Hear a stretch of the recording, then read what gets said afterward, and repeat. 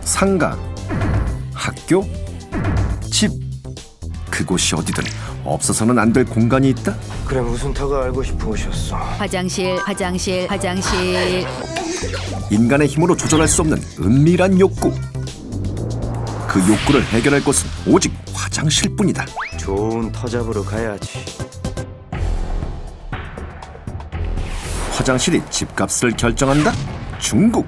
중국인들은 집을 구입하기 전 풍수를 따지는 게 기본이라고 하는데요. 이때 집값에 중요한 영향을 미치는 게 바로 화장실. 현관을 열자마자 화장실이 보이거나 현관 옆에 화장실이 있다면 재물의 신이 들어오지 않아 가족의 재물운까지 아웃. 또 화장실의 거울에 변기가 비치거나 벽을 사이에 두고 안방에 침대머리가 화장실의 변기와 붙어 있으면 가족에게 안 좋은 일이 닥칠 수도 있다고 하네요. 그리고 화장실 위아래로는 방이 있으면 안 되는데 화장실 자체를 물이 흐르는 수의 기운으로 보고 방의 위아래에 수맥이 흐르면 안 된다는 겁니다. 중국인들이 집을 보러 다닐 때 꼭 함께 동행하는 이가 있었으니 바로 풍수 전문가. 만약 화장실에 대한 금기를 어겼다면 집을 대팔 때 제값을 못 받을 수도 있다는 사실.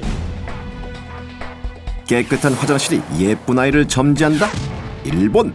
깨끗한 도시의 거리만큼 특유의 청결한 습관을 지니고 있는 일본인들. 그래서 화장실까지 깨끗해야 예쁜 아이를 낳는다는 민간 신앙이 전해져 내려오는데요. 한국처럼 화장실에 거주하는 측신이 있어 산모가 평소 화장실을 깨끗하게 관리하면 예쁜 아이가 태어나고, 그렇지 않으면 못생기거나 아픈 아이가 태어난다는 겁니다. 특히 동일본 지역에서는 새침 마일이라고 하여 생후 7일이 되는 날 산파가 아이를 안고 화장실에 가는 의례가 있다고 하는데요. 이 의식을 치르면 아이들이 착하고 예쁘고 씩씩하게 자란다고 하네요.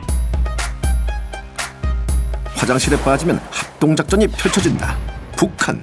아직까지 화장실 환경이 열악한 북한. 동네 주민들끼리 공동 화장실을 사용하는 모습을 곳곳에서 발견할 수 있다고 하는데요. 화장실 바닥은 나무로 만들어져 시간이 지나서 낡거나 체중을 견디지 못해 사람이 빠지는 일이 종종 일어난다고 하는데요. 그래서 북한에는 똥독은 떡으로 뽑는다는 속설이 존재. 화장실에 빠진 사람을 구하기 위해 동네 이웃들이 떡을 가져다주고 그 떡을 대변이 묻었던 부위에 붙여준다고 하네요.